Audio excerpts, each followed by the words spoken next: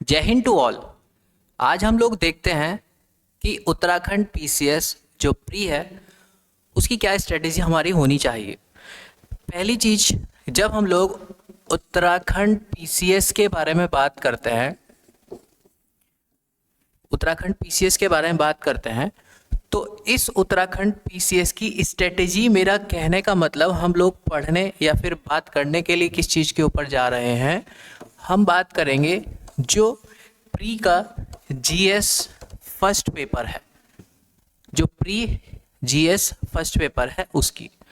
और ये जो प्री जीएस फर्स्ट पेपर है जो हमारे यहाँ पर 150 मार्क्स का आता है, और इसी 150 मार्क्स के क्वेश्चन पेपर में हमारी स्क्रीनिंग होती है।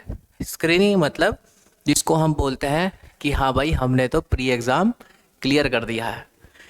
ये स्क्रीनिंग हम लोग जब देखते हैं आम तौर पर मैक्सिमम 70% तक हम लोग लेकर के चलते हैं कि 70% पर कट ऑफ लग जाती है।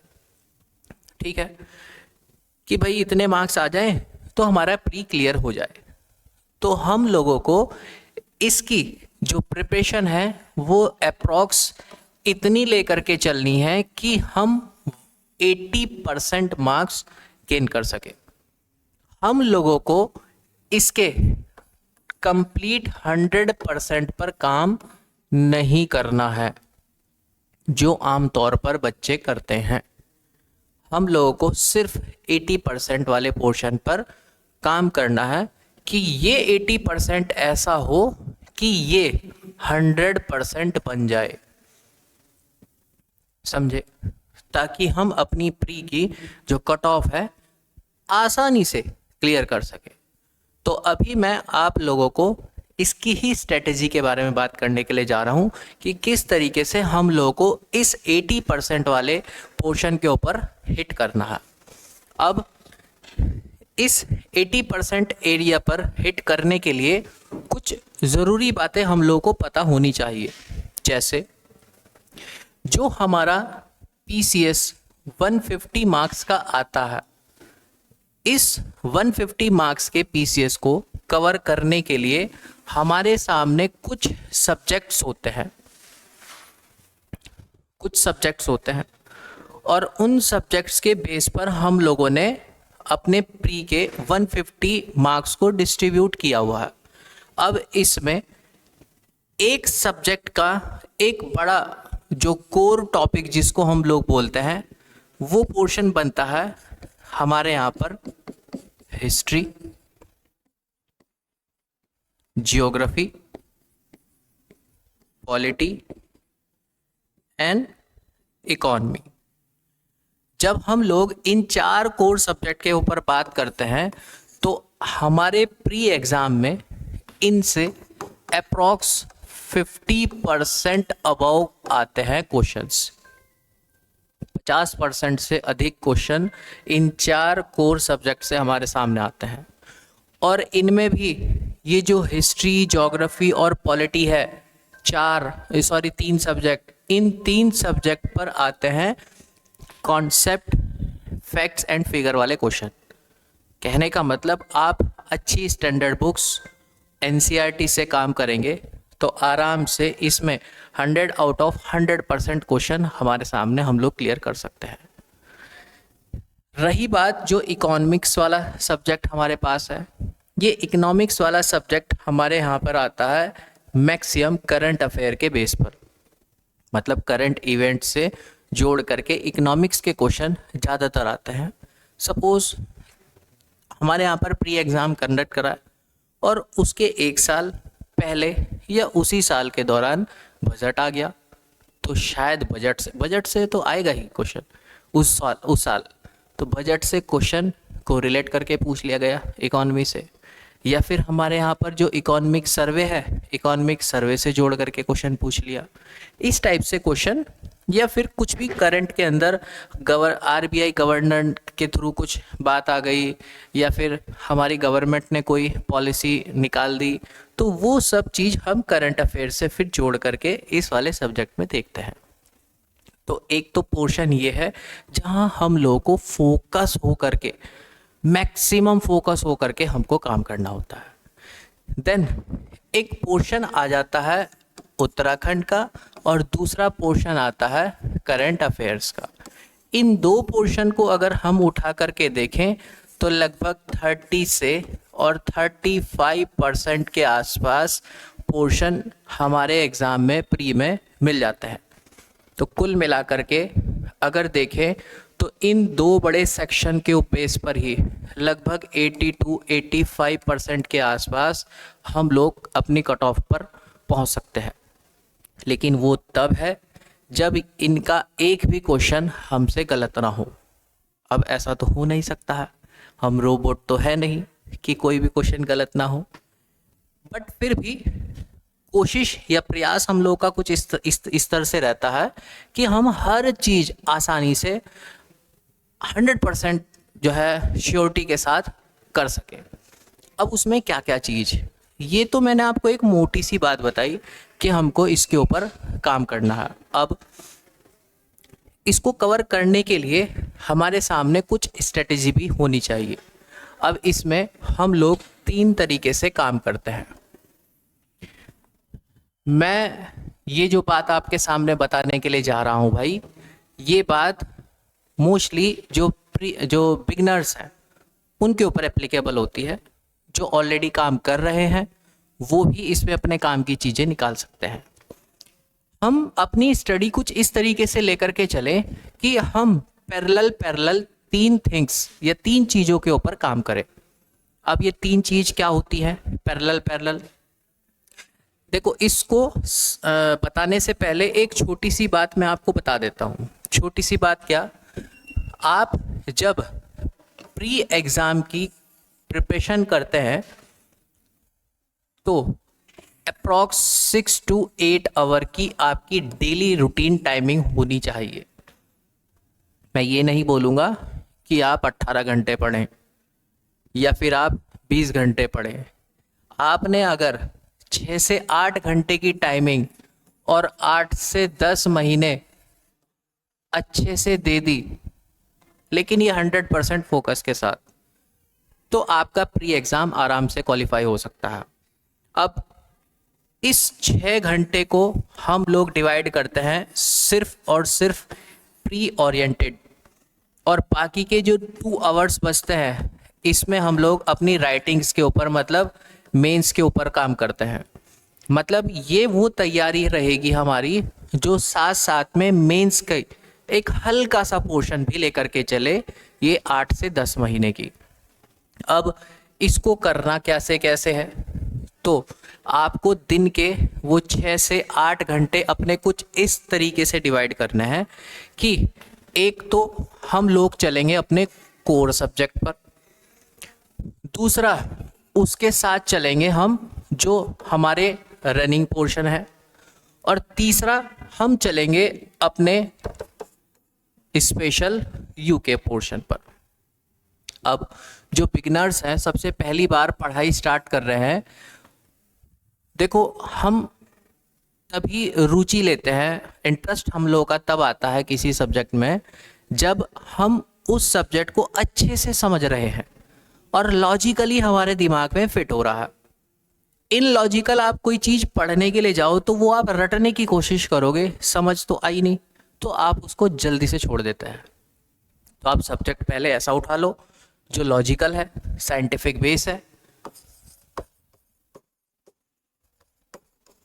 सब्जेक्ट है ज्योग्राफी।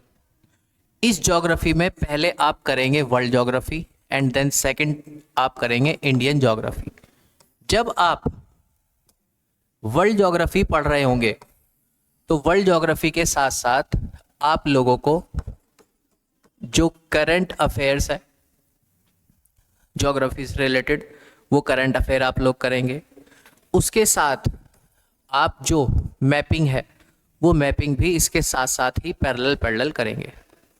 जब आप ज्योग्राफी की बेस चीज़ समझ चुके होंगे, करंट अफेयर के साथ उसको डेली के साथ अगर कोई खबर आई है, कहीं पर वॉल्केनिक एक्टिविटी हुई है, कहीं पर भूकंप आया है, अर्थक्वेक आया है, या कहीं कोई बड़ा रिसर्च हुआ है, तो वो चीज़ आप अपनी करंट अफेयर के साथ जब इसको जोड़ के चलोगे तो और इंटरेस्ट पैदा होगा। और फिर उसके साथ साथ उत्तराखंड की ज्योग्राफी को आप लोगों ने कर लिया।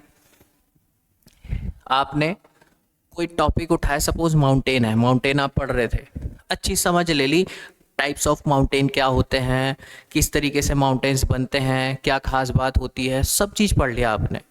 देन उसको फिर आपने अपने उत्तराखंड की ज्योग्राफी में जा कर के पढ़ लिया। ये सब पैरेलल चलेगा, ठीक है। और अगर आप इसको पैरेलल चलाओगे तो सच में बता रहा हूँ जादुई चमत्कार होगा। आपको समझ बनती चली जाएगी, एक गहन समझ बनेगी सब्जेक्ट की। आप उसमें रटने वाला फैक्ट नहीं जोड़ेंगे, समझ के साथ बढ़िया चलेगा। उसके बाद जब ज्योग्राफी आप पढ़ लेंगे तो ज्योग्राफी के बाद आप यहाँ पर हिस्ट्री उठाएंगे।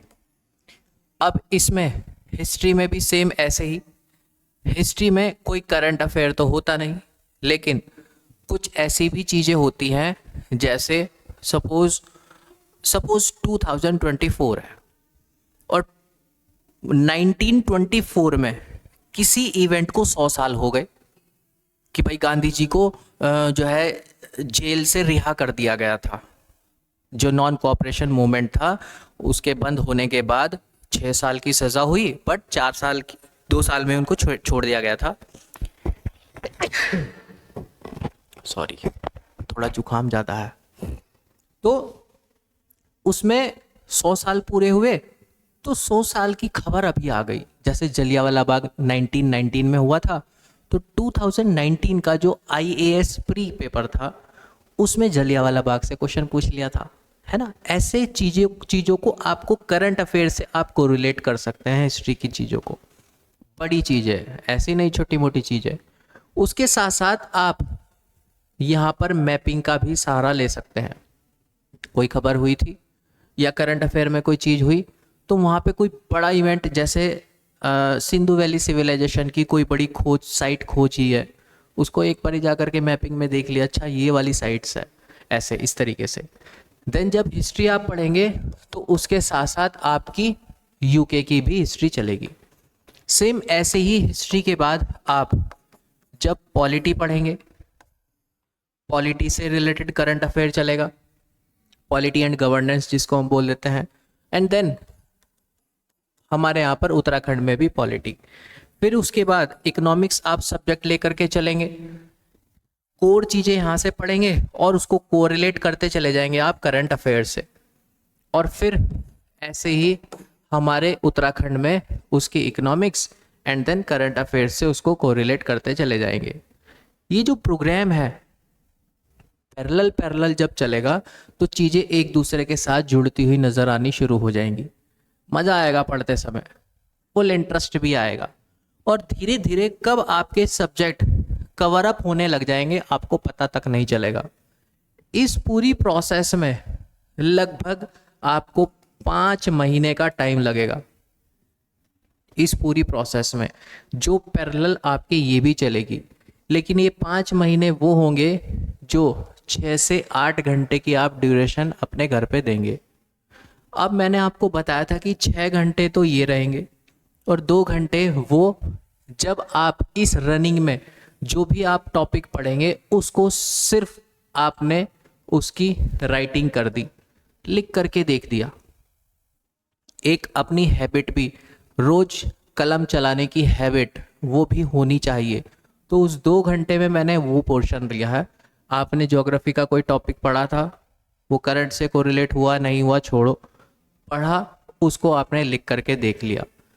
फॉर्मेटिंग पर मत जाना, अभी सिर्फ एक राइटिंग की प्रैक्टिस हो, लिखने की एक कला।